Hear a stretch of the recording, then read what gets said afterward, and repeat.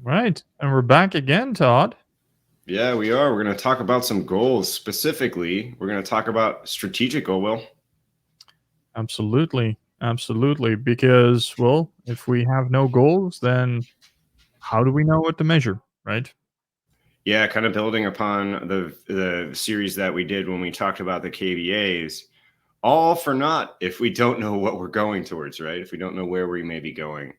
And Yeah. really that big outer layer, that big, huge, really kind of, let's say, uncertain, really far away goal is a strategic goal. Absolutely. Shall we go to the mural and go into depth? Yeah, let's do that. I'm going to hop us over to the mural here. Goals, and I guess we'll series. We're starting our series. Everybody remembers we were over at evidence. We're going to hop down into goals, starting up here at strategic goal. Let's hop down in here. All right.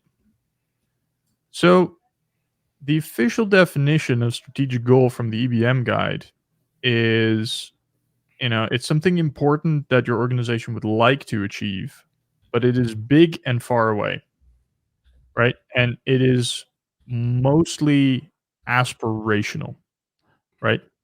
The path is uncertain, so we have no idea of knowing how to get there, but it does set for us a lighthouse of this is where we want to go, right? And kind of if we want to refer back to kind of the SMART model, this is not going to be a SMART goal. Mm-hmm, mm-hmm. What it is going to be is specific and measurable. Yeah, and this is another word I like to use sometimes when I think of that strategic goal. Will is I think it's okay for it to be altruistic. Oh yeah. Right? This is okay for I think of the company Patagonia when I think of this. I think of it often because their overall mission is to save the home planet. Right, that's what they have as their overarching thing, to save the home planet, and they do a lot of things. They have a lot of product lines. They have a lot of different goals that are trying to contribute to that. But that is like their end game. That's what they want to do. So they have a lot of recycling. They do the way that they construct their fabrics and such. It's embedded in the culture of their company. Yeah. So you and I both use the logic model of metrics quite a bit in the classes that we teach, and also when we go into explaining metrics.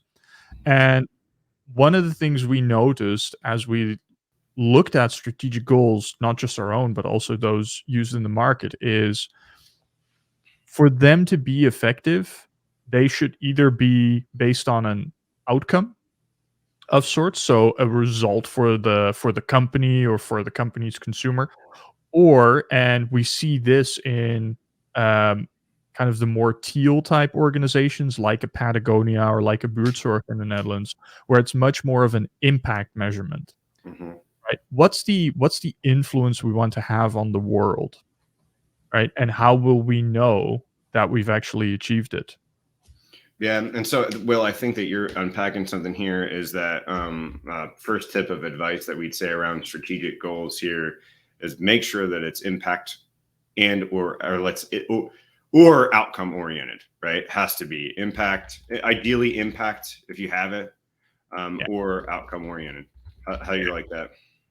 Could you imagine like a strategic goal being we want to ship 50% more product in 5 years time? Mm, Like that doesn't inspire you, yeah. right? And it also tells you nothing about your actual business performance. It's stuff. Yeah, it's interesting because you're making me think of something that I get in a lot of debates with people about.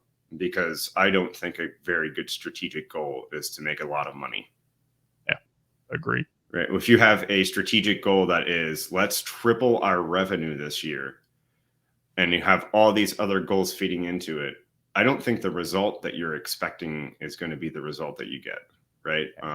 I don't view that as a impact or outcome oriented goal, revenue. So let's be very careful with that one. Oh, absolutely. Absolutely. Right. And this is going to sound incredibly snobbish, right? But making money is a side effect. It is. It is. right? It's an enabler, but it's not a goal in of itself. It's interesting. You mentioned logic model, Will. I view making money as an output. That's an interesting one. Yeah, and we could debate that. Perhaps that's a good podcast As a debate. Yeah, on the maybe on one of the, fixing your agile metrics, pod Yeah. that one. Yeah. Um, Hey, maybe to pull this out of the, theoretical space, maybe we should share our own strategic goals. I'd love to. I'd love to. Yeah. Do Alright, you want me to start with Agile for Humans, or do you want to start with? go for it. Yeah. So Agile for Humans, at Agile for Humans, what we have is uncovering better ways of working together. And this is a little bit vague, but every single thing we do is we're hoping to help people uncover better ways of working together. Now that doesn't necessarily mean working with us, right? That means uncovering better ways of working together amongst yourselves in an organization. We're not specific. This doesn't say Scrum. This doesn't say Agile. We're kind of agnostic on this, but everything we do, right? We have communities.agile for humans. We have YouTube. We have our Scrum training, we have consulting, we have Kanban, we have workshops, we have all this other stuff. And we feel like everything we do is trying to help turn the needle on people working better together, right? And so that's really, I guess you could say, if there was a different word that we would call this, Will, we would call this our company mission, right? But I view this as our strategic goal. Yeah. So, how do you know you're en route to that? So what are your measurables there? Yeah. So interestingly, one of the things that we measure, I think I mentioned it under the KVAs, is engagement of people, because we really do truly believe in the products and the things that we do. And so if people are engaging with us, we feel as a side effect of that, they're taking the things that we're putting down, or the conversations that we're having, or the community itself is generating, and they're helping to find better ways of working together. An example of this, right, is we have community.agileforhumans.com. And we want to see member retention. We want to see and understand member contribution. Member contribution is huge, because if members are contributing, and members are contributing in a positive way, they're very much uncovering better ways of working together, but in a larger landscape rather than specifically in their environment, with the hope that they're taking that into their environment. Because we can't measure what's happening in their environment. We really can't. All we can do is see what we can see, and I guess hope that that's turning the needle on what's happening in their organizations, right? What do you think of that, Will? I like it. I like it, especially because it leads you on a road towards co-creation. Mm-hmm. Right? It's not that, "Hey, we're gonna be thought leaders in this space, and you're all going to follow us, and we'll measure success by how much of our stuff you're implementing," but more of, have we enabled you, and do we see through that enablement that you are contributing to building the set of knowledge? It speaks to my open source roots. Yeah, yeah, I think we feel the same way with that kind of thing. And I mean, how arrogant of a position would it be if it's look at people looking at our stuff? Wow, how arrogant of a position to think that we really know better than all. So that's just this. And when we're looking at our dashboard and our KVAs, we're questioning new things that we could do. This is one of the hypotheses that led us to creating the community, right? Or looking at our mission and considering where we were at with unrealized value as compared to current value, and kind of finding some things in there led us to creating that as a product. And that's new. We're figuring it out right now. And so, All right. how about you, Will? All right, so this is going to sound, a bit morbid, but, my strategic goal is to help encourage the death of coaching. Ah, And I need to put some context on this.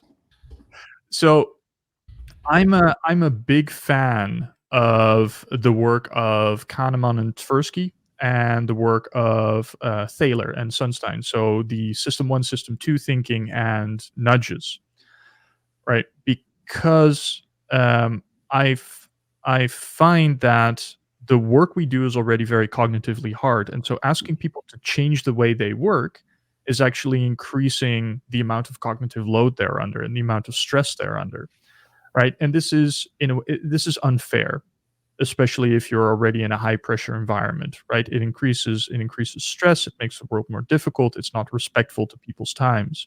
And so what I see a lot of coaches do, and what I've been guilty of in the past, is I've been really active with people, right? You work with a team, you have to question, why are you doing this? How are you doing this? Experiment with different ways of working. And what I've come to learn is that this is very system two directed, right? But people spend most of their time in system one. They take the path of least cognitive resistance. Mm-hmm. So if you want to see change in an organization, it's not about teaching people to work differently. It's about making it easier for them to show the kind of behavior that is ultimately better for themselves and better for their customers. Right. So when I talk about encouraging the death of coaching, what I want to do, the impact that I want to have with the work that I do and the trainings that I give and the material that I disseminate is to change organizations or change the approach coaches take, where people that are uncovering better ways of working spend less of their time actually being coached or engaging with trainings, and much more of their time just finding better ways to service their customers. Mm-hmm. And what I want coaches to do is to spend less time directly interfacing with people and more time active in the system to just make life easier for I people. like that. I like that. Will. I like that. Yeah. So do you have any way that you're measuring this? So one of the ways in which I measure it currently in my assignments is when I look at teams that nominally fall within the domain that I'm coaching. What percentage of their time do they actually spend being coached or being trained or being made to question and experiment with new ways of working, Mm-hmm.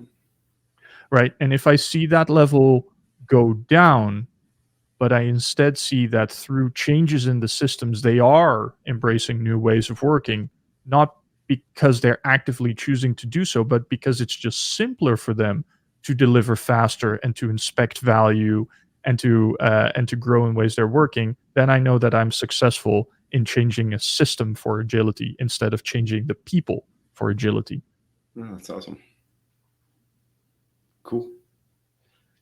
What I'm really interested in, Will, is when we start to get into the next conversation around intermediate goals, how your intermediate goals will relate to that. I'm sure you're probably curious about ours as well. Oh, Um, absolutely. I do have one thing I want to ask you about strategic goals, and then I think we're probably buttoning down on this. I hope people are enjoying our examples. It seems like in the comments that's true. It's helping to make this all set in.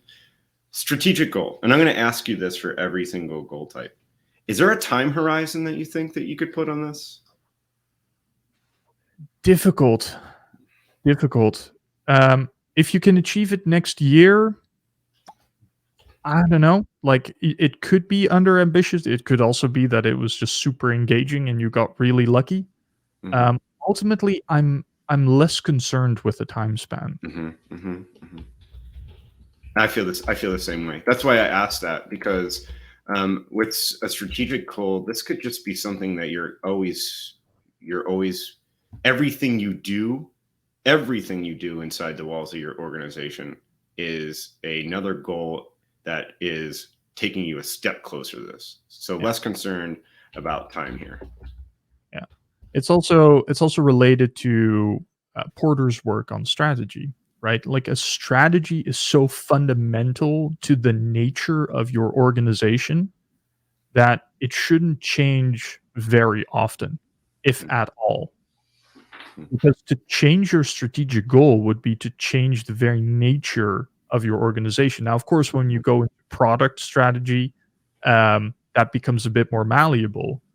But even then, right, given the breadth that we're talking about here, it's a guiding light more than something that needs to be achieved. Yeah, yeah, I like it. Now, in our next episode or lesson, as you want to call it, because it's really a class, right? We're going to talk about intermediate goals. That's a little different, right? We're Oh, talking about intermediate goals. It's a little bit different. So yeah, I think as far as strategic goals, Will, I don't know that I have anything else to add. Do you have anything else you want to I throw down think before we end it? I think we covered the majority of it. I think we gave some good examples. If I can give us a collective pat on the back here, uh, and we'll see what the audience makes of it. Sounds good, Will. All right. Until next time, intermediate goals up next. See you then.